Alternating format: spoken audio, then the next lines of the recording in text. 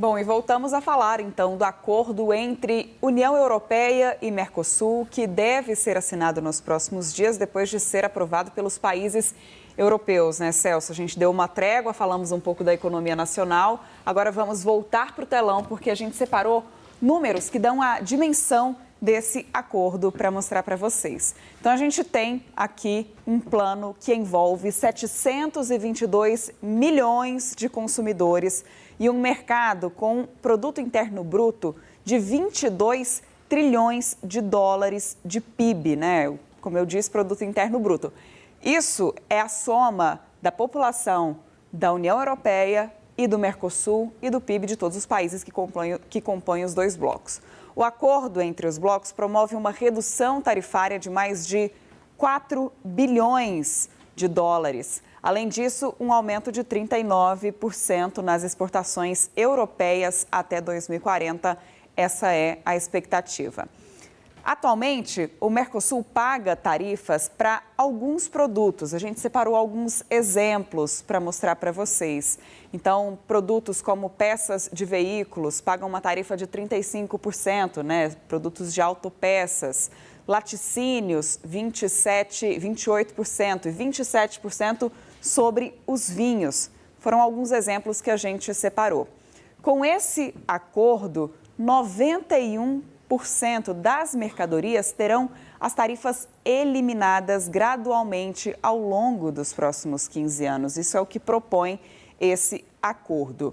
A União Europeia pede uma suspensão das vantagens tarifárias caso as compras de produtos agrícolas da América Latina ultrapassem o limite estabelecido em 5%. Então, esse ponto do acordo busca proteger os agricultores e pecuaristas locais para que eles não fiquem em desvantagem. São as chamadas salvaguardas, né, que a União Europeia impôs para que esse acordo passasse. Por último, nós preparamos uma tela para mostrar como ficam as cotas de exportação do Mercosul para a União Europeia, ou seja, qual é o volume de produto que passa a entrar na União Europeia sem o pagamento de impostos. Então, serão 99 mil toneladas de carne bovina, o que representa 1,6% do consumo anual da Europa. A Europa consome até 8 milhões de toneladas. Então, é uma pequena porção de todo esse consumo europeu que vai poder entrar na Europa, produtos exportados da América do Sul, dos países que fazem parte do Mercosul, sem esse pagamento de impostos. 30 mil toneladas de queijos também poderão entrar sem o pagamento de tarifas e 450 mil toneladas de etanol. Esses produtos, dentro desses limites, entram então no mercado europeu sem nenhum tipo de imposto. Isso vai acontecer de forma gradativa. O volume que exceder estará sujeito, aí sim, Celso, ao pagamento de tarifas. E para aprofundar e entender os benefícios desse acordo entre União Europeia e Mercosul, nós conversamos agora com o professor de Relações Internacionais da Escola Superior de Propaganda e Marketing, Leonardo Trevisan. Boa noite, Leonardo. Boa noite, Celso. Boa noite, Marina. Boa noite a todos que nos escutam. Obrigado por aceitar o nosso convite. Eu queria ressaltar com você o seguinte: a importância do acordo não é só pelo mercado estimado em 722 milhões de consumidores, como a Marina mostrou para a gente aqui no telão. Mas podemos afirmar que representa aí um marco geopolítico, né? Para a Europa, foge da dependência do fornecimento de produtos da China e também das tarifas decretadas pelo mercado americano. Sem dúvida nenhuma, Celso, sem dúvida alguma. Quando nós olhamos para esse quadro, né, talvez o empurrão definitivo para essa situação para o acordo, foi a situação de muita tensão econômica e política entre a União Europeia e os Estados Unidos. Nós temos que entender, né, que a União Europeia ela é uma grande, o mercado americano é um grande mercado da União Europeia, são 640 bilhões de dólares anuais que a Europa vende para os Estados Unidos. Se por um acaso essa porta fosse fechada, isso teria consequências políticas inimagináveis para a Europa. Em palavras bem claras, o desemprego apareceria e as forças de extrema-direita que estão cercando as eleições, você não precisaria nem fazer eleições, elas ganhariam de lavada, né? Então, a Ursula von der Leyen, a Comissão Europeia, tratou de cuidar disso. Isto aparou as arestas, Celso. Isso acalmou as arestas em relação ao acordo com o Mercosul. O acordo do Mercosul, nós temos que entender, claro, se a gente quiser usar uma expressão muito, muito forte, a gente pode dizer que é um abraço de afogados. O Mercosul precisa da União Europeia e a União Europeia precisa do Mercosul, né? Os dois lados perceberam e tiveram que conter suas fragilidades, né? Qual é a grande vantagem para a Europa, né? O mercado latino-americano, né, são praticamente mais de 270 milhões de pessoas, o mercado latino-americano passa a comprar produtos da indústria europeia na fase de transição. Vamos ser claros, né? A Europa percebe que ela tem uma defasagem tecnológica na economia digital em relação à China e em relação aos Estados Unidos. A Europa, a indústria europeia, vamos falar mais claro ainda, indústria alemã principalmente, francesa e agora até a italiana. Eles precisam ter um mercado que garanta o período de transição, até que eles possam ter a renovação tecnológica. Para nós é interessante, porque nós vamos abrir o mercado de automóveis para eles, nós vamos abrir o mercado de equipamentos para eles, mas eles vão repassar tecnologia para nós. Nós estamos ainda mais atrasados que eles. O grande medo deles é a força do agronegócio brasileiro, mas isso foi violentamente contido. Eu quero usar, o adjetivo é forte, violentamente contido pelas últimas medidas. Se procurou oferecer o máximo de salvaguardas para o mundo agrário, para o agronegócio europeu suportar a concorrência e a produtividade do agronegócio brasileiro. Eles se convenceram disso? Não. A França não se convenceu, a Polônia não se convenceu, a Irlanda não se convenceu. Mas nós fomos muito hábeis e, principalmente, o mundo alemão foi muito hábil em oferecer uma torneirinha de vantagem, um espaço de vantagem também para a indústria italiana. Ela também vai entrar aqui. Isso fez a Itália mudar de lado. Isso fez a Itália cortar.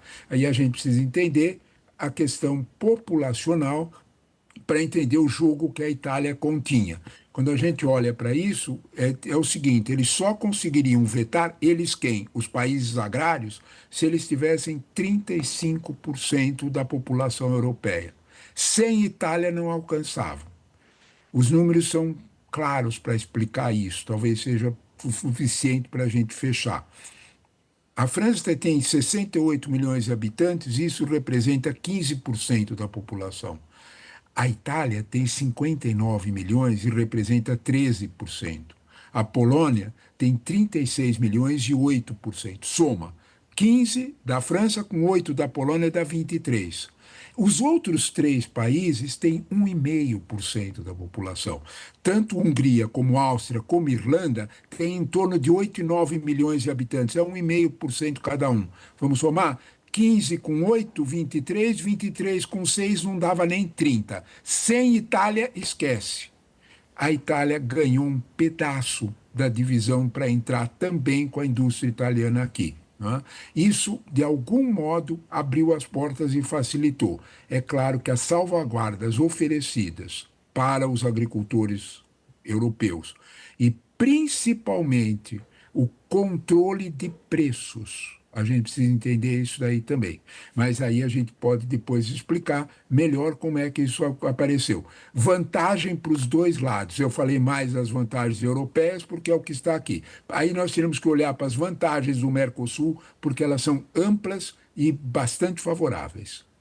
Professor, antes de avançar nas expectativas para a consolidação desse acordo e para os efeitos positivos, né, como o senhor vinha trazendo aqui para o Mercosul, também para a União Europeia, eu queria que o senhor ajudasse a gente a entender por que demorou tanto tempo para esse acordo ser assinado, né? São 25 anos de discussão, O presidente Lula, quando assumiu o governo lá em 2022, colocou isso como prioridade ao assumir também a presidência do Mercosul, trabalhou muito nisso. No ano passado, ficou bastante frustrado depois de Ursula von der Leyen voltar atrás, né, na decisão que já tinha sido anunciada pela assinatura do acordo em Foz do Iguaçu. E agora a gente vê esse avanço depois de muita negociação lá na Europa. Mas eu queria sua ajuda para a gente entender como é que a gente chegou até aqui e por que essa demora toda para sair finalmente o acordo.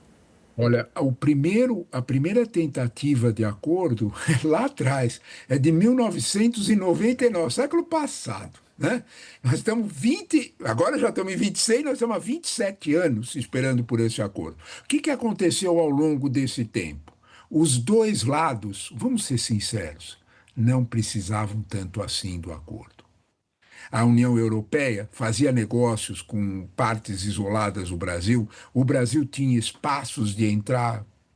Quando os Estados Unidos e a China dividiram o mundo entre os dois, a União Europeia e o Mercosul olharam e disseram: os dois grandões ficaram com tudo. Vamos tentar nos ajudar. Sem Trump, não sairia o acordo, Marina. Isso não há dúvida nenhuma. Né? Trump 2 acalmou as iras e despertou a necessidade da indústria europeia de ter um apoio de transição. Esses 10 anos em que nós vamos levar para ir comprando o mercado, vamos falar português assim, bem claro. Nós vamos comprar carros e equipamentos ferroviários e tudo mais de ontem da Europa, enquanto a Europa faz a transição. A Europa precisa, é coisa de economista, mas a Europa precisa de destruição criativa. Ela precisa trocar a indústria velha. Mas ela não pode trocar isso de uma hora para outra, porque senão a ultradireita ganha a eleição.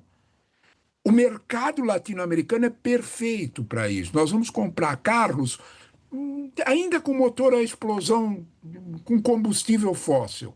Nós vamos comprar esse tipo de carro. Nós já temos carro chinês aqui elétrico? Temos. Mas ainda não será o grosso do mercado. O grosso do mercado ainda vai permanecer com as indústrias alemãs, com as indústrias francesas e agora com um pedacinho para a indústria italiana. Isso é um respiro, é um tempo de respiro.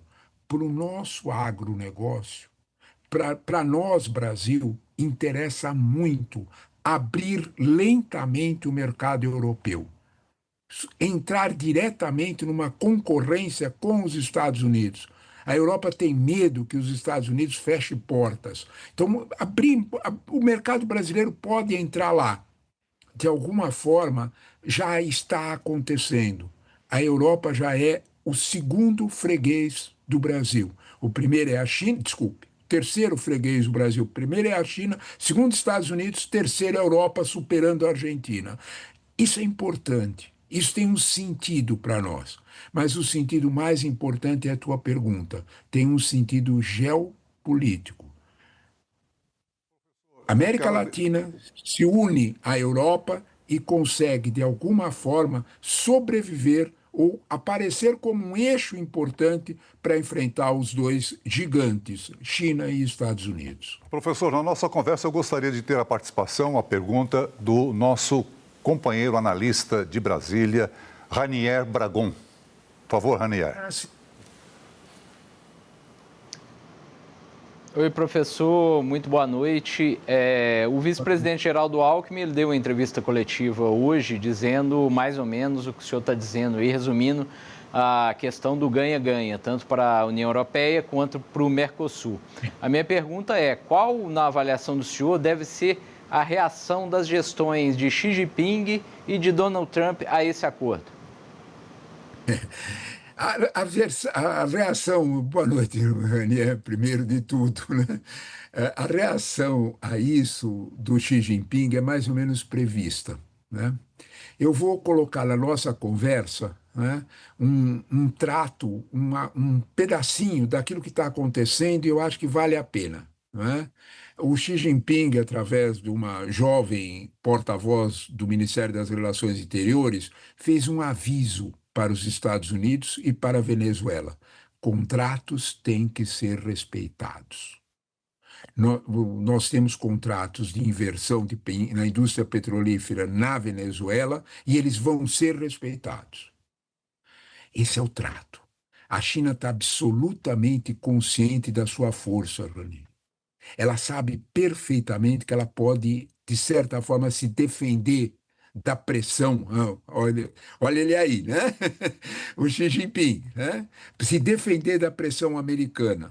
De alguma forma, ela está consciente disso. 2, para a América Latina, a gente tem que lembrar que a China já está absolutamente consolidada na América Latina. Se você me disser que os Estados Unidos estão chegando um pouco tarde na América Latina, eu vou concordar com você. É só a gente pensar concretamente no porto de Xangai, no Peru, que vai reduzir a distância da mercadoria latino-americana para a Ásia em 1/3 do tempo, ou seja, o frete derruba. O agronegócio brasileiro tem 2 olhos desse tamanho nessa coisa.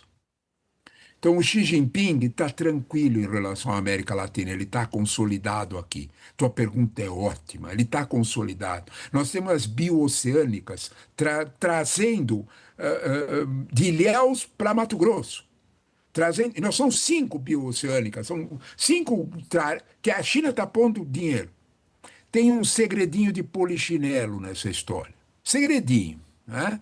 Dependendo de como a gente andar, a China traz tecnologia para furar os Andes. Aí, meu amigo, né? O agronegócio brasileiro tem muito a festejar. Depende. Quem está sem amarras para a América Latina é o mundo americano. Os empresários americanos foram na orelha do Trump e disseram para ele: você está meio desinformado, viu? Nós não queremos perder o Brasil. Aqueles 39 segundos de amor, lá do Trump com o Lula, ele está motivado essencialmente por essa razão. Né?